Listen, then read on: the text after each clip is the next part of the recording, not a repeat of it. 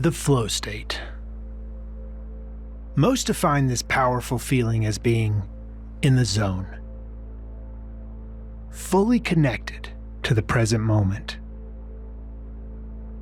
When humans reach this state of oneness, that allows the power of the universe to flow freely through us, to animate us, to guide and inspire us, to share our unique gifts with all on this planet. The question remains, is this flow state a form of channeling? That connection with what's arising in the moment allows us to drop out of the finite sense of self and more into the universal self. And that's why everyone describes the flow state as a state of bliss and joy and freedom. It feels like one is the most alive in a flow state. What people sometimes call flow state or inspiration, I refer to as enthusiasm. I think enthusiasm, although we hear that term all the time, has mysterious qualities.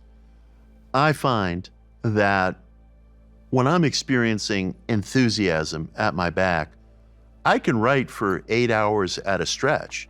I can sit down on a sofa with my laptop and the hours just melt away.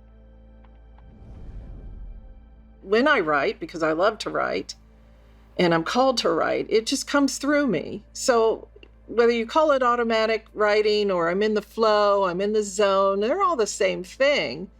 And it's that inspiration that's inside of us that's either coming from our own experience, our own destined words that come out on the page for the benefit of other people and for ourselves, or you've been inspired by something you've run into that day, a person or an environment, and you just want to share it, and it just comes through you. There are many ways to get into the flow state, and it occurs when we are not operating from the intellect any longer, but we're in a state of openness and surrender to the present moment. And so people get into the flow state without even knowing it, just through doing things that they enjoy. We have to create a larger space for that part of ourselves. So that could be a walk in nature, or, meditation or writing or dance, or anything that gets you into your most natural state. The language of physical reality is not words, is not energy, it's actions.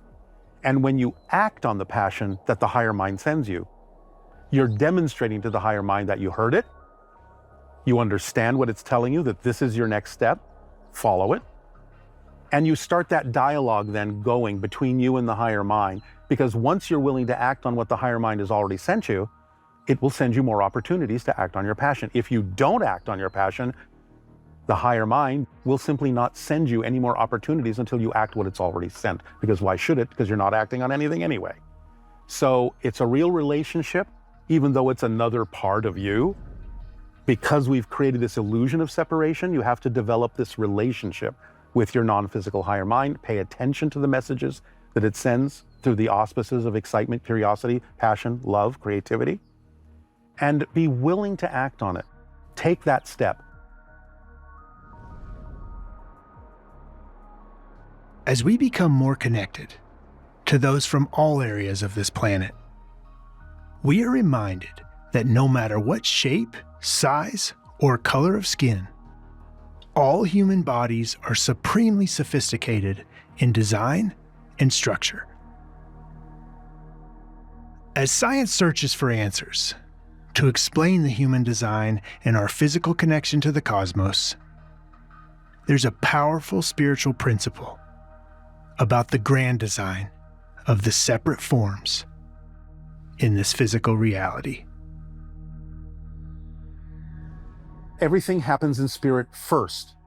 So anything that's in physical reality starts with a template in spirit, so to speak.